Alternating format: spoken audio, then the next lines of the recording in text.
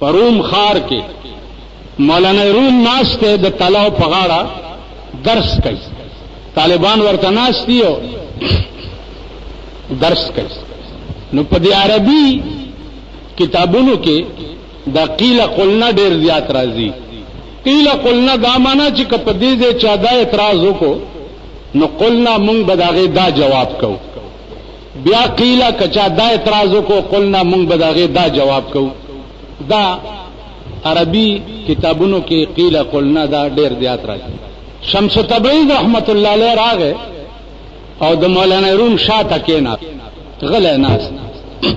اوس دې لګیا دې درس کوي او اناست اوس دا وور قسم په خدای دې چې په دې پاکستان کې ما دا مولید چې زوس په منبر ناستم کنه تقریر کوم یا خطبه وایم او په دې پیزار کې گورنر راخکارا شوی دی. دا خطبه مونږ په ځای پرې خدا او پیزار لمور منډه کړ. دا سم شي په دې صدر دا صدر نه دا سم شي خطبه په ځای پرې غلې ور منډه کړی دا او غیر مخ کې کړي او راوسته مخ کې صف کې کینول بیا د خطبه ویل. زه چې خبر شوم نو مال خلکو بیا مونږ څنګه چالو کول مونږ شو کنه دی نو مال خدای دې دا خلکو بیخ بنیاد وباسي چې په دې مولا پسې مونږ کوز چې خطبه په ځای پرې خو گورنر صاحب ته ور منډي زمونږ د عمل داسې نه مساله دا ده. چار څومره لوی سړی راشي او صفونه لګېدلي داسې بنه کوي چې د خلکو په اوږو باندې خپیاړې یاړې یاړې یاړې یاړې یاړې او مخکې صف لراشي. نه کوم ځای کې چې ځای ورته روزګار ملاو شو هلته به کېږي. په اسلام کې دا ډېر سخت جرم دی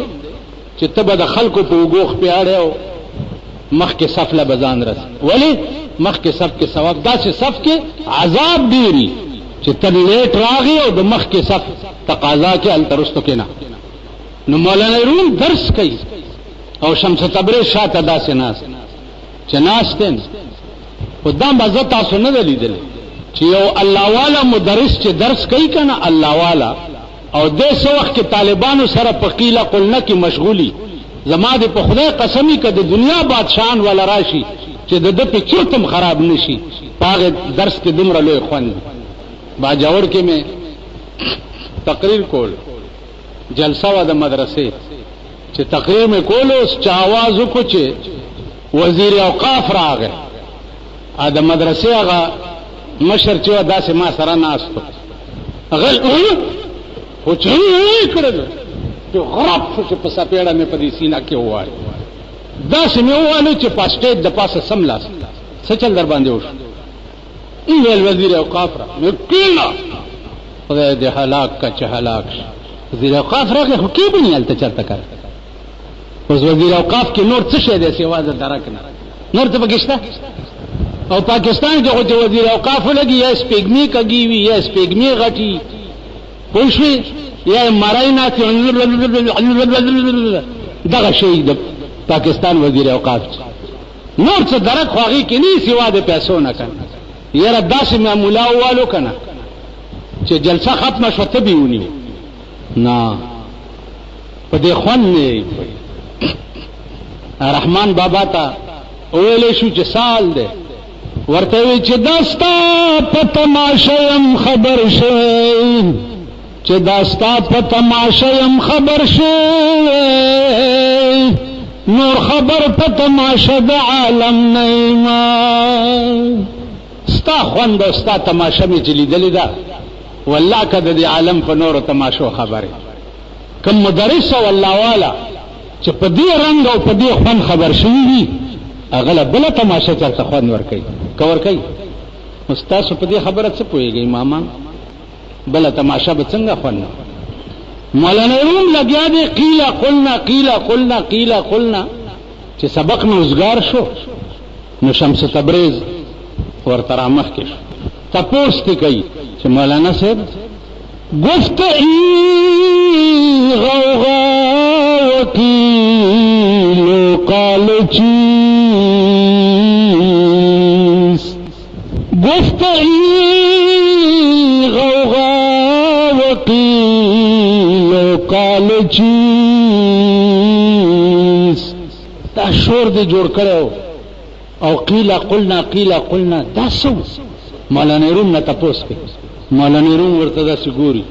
اوس جمعات ته مولوی فرمود نادان لببن مولوی فرمود نادان لببن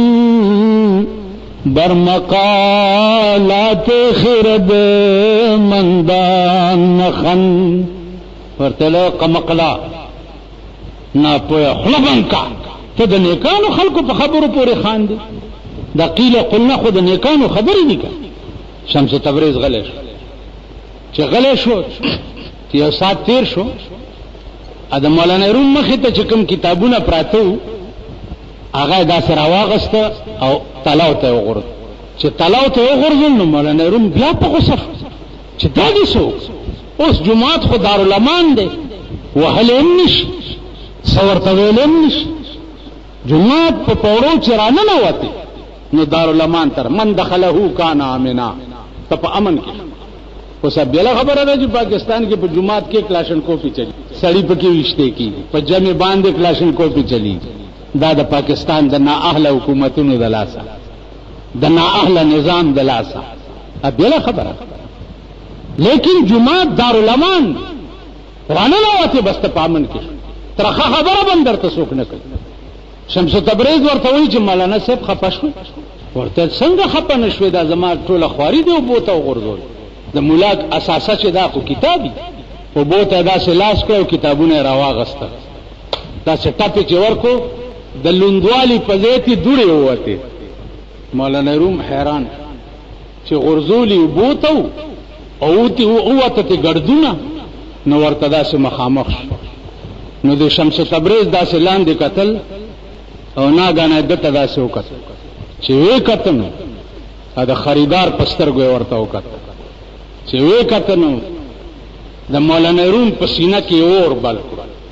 اوس د خریدار سترګې په ایمان وایي تاسو پیژنئ خریدار سترګې څه ته وایي هغه مولانا روم نه تپوس وکړه چې د خریدار سترګې څه ته وایي یا شمس تبریز نه تپوس وکړه چې د خریدار سترګې څه ته وایي یا د صحابو نه تپوس وکړه چې ورځ رسول الله صلی الله علیه وسلم رانجا چولی او په منبر ولاړو د صحابو داسې لاندې کته چرې بیا داسې ورته کته نه کته نشو او چې داسې سترګې اوچتې کړې د سترګو ته وکته نو دا الفاظ د خولې نه ووته چې ارے جانا چې بد کر دی بلا اندر بلا کر دی ارے جانا چې بد کر دی بلا اندر بلا کر دی یکی چشمے سیاہ داری دیگر سرما دروں کر دی سب بد درا سره وکړه یو د اسی سترګې تور دی یو د لا پکې رانجم واچ خریدار سترګې دیته نو د مولانا روم په سینه کې اور بل چې اور بل کړو مولانا شمس تبریز صادر په غوا چولو روان مولانا روم رستو نونیو ویل کجا میری هغه ورته کار خود را بکنه ترا برما چی کار خپل کار کوه ما سره د څه کار دی هغه ورته والله کدی پریدم زما خود سینه کې اور بل کړو ما ته خود په یو نظر تیری هیڅ نظر کی خاطر تیری ہک نظر کی خاطر میری ساری زندگانی ہوئی دا شیر ٹول شیخان صاحبانو دیکھو گورا خدا دے دا بیجیگر مولا سٹاو باسی اسیڑو چولو دا شیر ہوئی بیا خوا گوری تیرا جمعہ مادر تنوی چا خارق سڑولو لرازی واللہ کا خبر از دا کولو لرازی تیری ہک نظر کی خاطر وائی ٹول تیری ہک نظر کی خاطر میری ساری زندگانی استاد یو نظر د خاطره زما ټول ژوند قربان شي رحمان بابا دی یو نظر ته ویلی دی یو نظر چې تمام تن د رنجو په سیرړې تمام تن د رنجو په سیرړې خو په ما د تور سترګو یو نظر د تور سترګو یو نظر زما دا بدن د درنجو غوندې وړي اوس هغه سترګې کمزې سترګې شته تاسو د خلکو د سترګو ته ګورئ که نه د چا چوپنې دي د چا لیچنې دي د چا دا ځای داسې تنګ وي د چا دې ځای کې څه بلا راوتي د چا دا ځای راښکتی د چا دا ځای اوچتي د دې خلکو د سترګو ته تاسو ګورئ په ایمان یې وایي چې چېرته خوندناکې سترګې د چا شته چې ته ورته وګوره که پوزې ته یې ګورې هغه د شوتر مرغ په شان وي که خولې ته یې ګورې هغه صاحبه د باړې دروازه وي سترګې کم دی اوس چې رحمان بابا وایي چې تمام تن مې د رنجو پسې روړی خو په ما د تورو سترګو یو نظر دا خوند د تورو سترګو بیا ابو هریره نه پوښتنه کوه ابو بکر صدیق نه پوښتنه کوه عمر فاروق نه پوښتنه کوه عثمان ذی النورین نه پوښتنه کوه حضرت بلال نه پوښتنه کوه الله په دې تورو سترګو حضرت بلال نه بیا پوښتنه چې د حبشو نه راغلی دی او په سترګو عاشق شوی پیغمبر ورته اذانونه وسپارل ته به بانګونه وی بانګ به اعلی ویلو چې پیغمبر به په محراب کې کېناست نو چې اشهد ان محمد رسول الله ته به راورسېدو نو داسې به وکړ چې زه د چا د پیغمبرۍ شهادت کوم هغه د مخامخ ناست دی چې حضور وفات شو بلال ملک پرې خو شام ته وتښتېد اوس نه په مدینه کې څه کوي سموده پسې خوب کې رسول الله صلی الله علیه وسلم ولیدو ورته له بلاله زه چې ژوندی وم ما نه خوځېدې نه چې وفات شم نو زما قبر ته هم نه راځي نو د شام نه مستقل سفر وکړو او مدینې ته راغی مدینه کې یو شور جوړ شو چې بلال راغلی کور نه ازواج مطهرات بیبیانو جواب راولېږلو چې ورته وایي چې بانګ ووایه حضرت عمر ورته وایي چې بانګ ووایه هغه نه ویل اویل بلال چې قسم کړی دی خبر شاه رستو د حضرت نه به ونه کړم بانګونه دا مې قص کړی دی چې زه به د جناب محمد رسول الله نه رستو بیا بانګونه نه وایم قصد مې کړ ډېر مجبور کو چې مجبور کو منبر ته وختو خو چې اشهد ان محمد رسول الله ته راورسېدو لاندې راوغورځېد او بېهوشه شو لکه چې دلته راورسېدو محراب ته وکتل ته یې معشوقه نه وه نو بېهوشه لاندې راوغورځېد اوس تاسو هم بانګونه وایه مولا په کوټګۍ کې ناست دی خو چې څوک یې هلکه هلک بانګ ووایه داسې کوي که نه کوي وایي دا کلو والا ټول کوټګۍ هلکه بانګ ووایه خو که هغه بانګ څه ووایي اشهد ان محمد رسول الله محمد رسول اذان به عالم سړی کوي جاهل سړی به بانګ نه وایي نن په جوماتونو کې صاحب تاسو پوه شئ هر شي نه ګپ او ټوک او مخول جوړ د هغې وجه دا د عزیزانو چې سترګې نیم سترګې پېژندلي مولانا روم ته وایي کار خود را بک نہیں ترا برما چی کار خپل کار کوه ویل والله که دې پرېږدم ویل راځه کلي نه یې بار وویستو د وښو یو جونګړه کې مولانا روم چې هلته ورسېدو شمس تبریز پکې ډېره دی ویل را خوږې خو زه به اول ستا اپریشن کوم نو بیا به ما سره پیري مریدي کې ویل ښه ویل دا پیسې واله ورشه او د شرابو بوتل راوړه مولانا روم پیسې واغستې او بازار ته راغی د شرابو بوتل یې اغستی دی او په لاره روان چې روان دی چې خلک ورته ګوري چې مولانا روم سره د شرابو بوتل دی دا وګورئ لکه اوس زه د جومات نه وځم او د شرابو بوتل مې لاس کي نو دا خو بالا ماڼی ده شیطان د اسمان نه اول دلته را پرېوتی پوه شوې چې زما لاس کې په بالا ماڼی سړک روان یم او د شرابو بوتل صاحب په لاس کې وګوري څوک ما به پرېږدي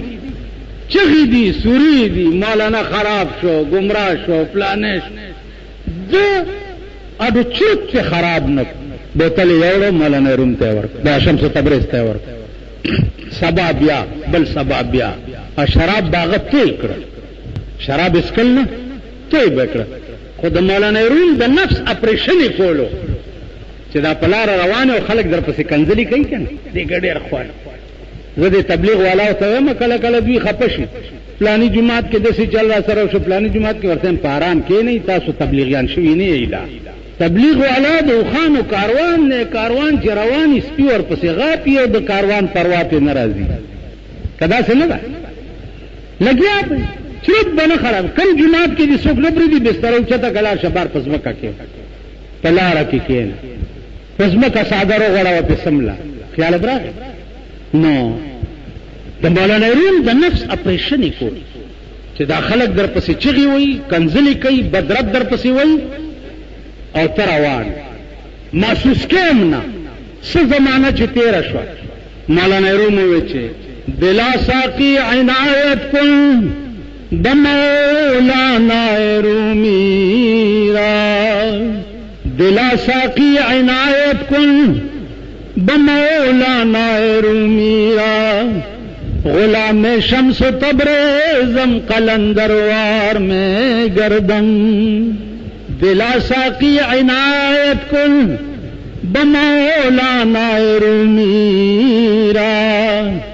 غلام شمس تبریزم قلندروار میں گردم اوزړه د مې جام قربان کا پما چې د شمس تبریز غلام شم قلندر د زمانه جوړ دنیا ته پته ولګي دا چې دا دی جونګړه کې چې کوم ملنګ ډیره ده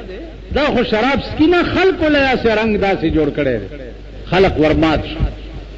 چې دا راس خو بل څه زمانہ چې تیرا شو مولانا روم ته وی چې بچیا زما راس خلق ته پته ولګي اوس به خلق په ما د بزرګۍ یقین کوي او وای بچ دا د خدای ولی دی او زه دا شی محسوس کول نه غواړم نو بزدر نظم او ته مې پریخو هغه ورته جی زه بسکو چې ته زی په دې سینه ورته لاس راخ کو ورته وې زه تب مولا درومه تب مولا درومه بس پسینه لاس راخ کو دته لا چې پسینه لاس راخ کو کوم انکشافات چې مولانا روم ته پرلکی وش